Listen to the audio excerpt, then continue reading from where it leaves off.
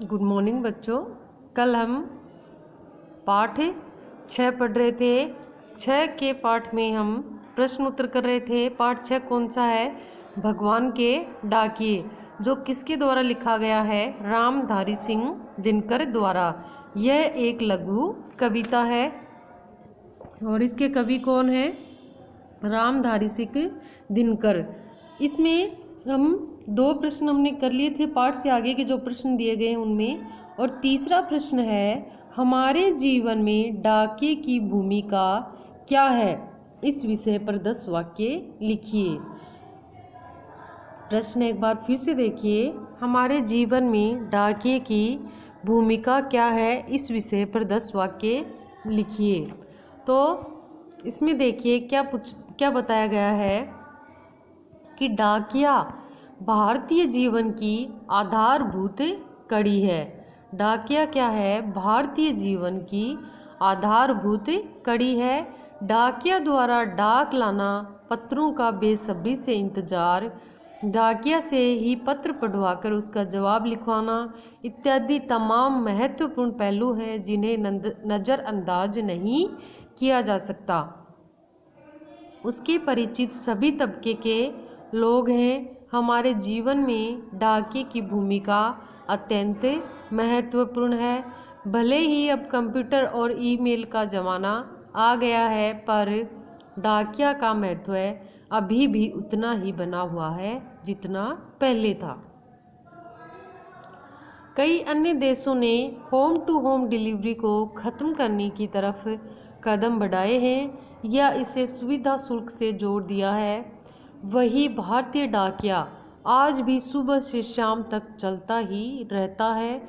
डाकिया कम वेतन पाकर भी अपना काम अत्यंत परिश्रम और लगन के साथ संपन्न करता है। गर्मी, जाड़ा और बरसात का सामना करते हुए वह समाज की सेवा करता है। भारतीय डाक प्रणाली की गुडविल बनाने में उसका सर्वाधिक योगदान माना जाता है। यानी डाकिये का हमारे जीवन से घनिष्ठ संबंध होता है। आज के दौर में उसका महत्व और भी बढ़ जाता है। आज संयुक्त परिवार टूट रहे हैं और लोग रोजी रोटी के लिए दूसरे शहरों में बसने लगे हैं। वह हमारे निकट संबंधियों की खबर लाता है।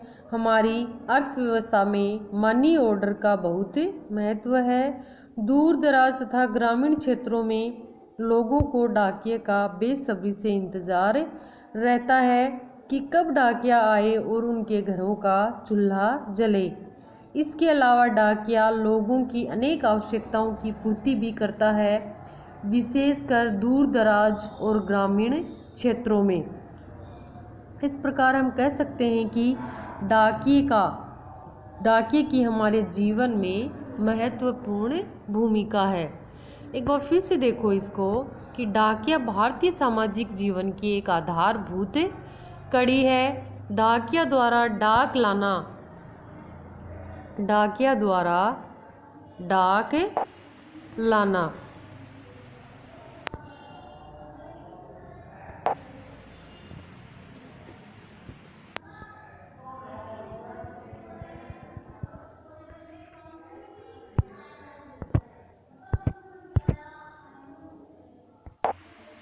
तो देखो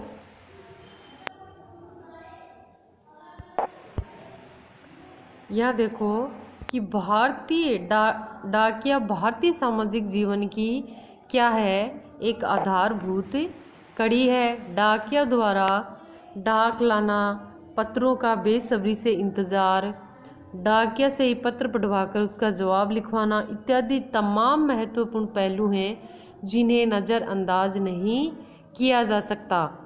इसके परिचित सभी तबके के लोग हैं। हमारे जीवन में डाकिये की भूमिका अत्यंत महत्वपूर्ण है।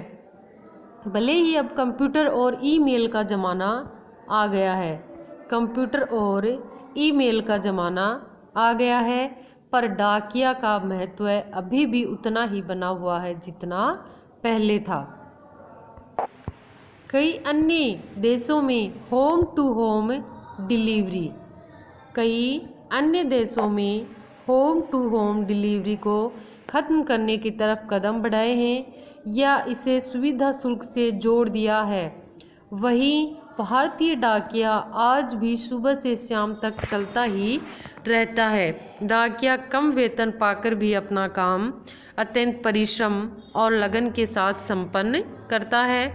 गर्मी और जाड़ा और बरसात का सामना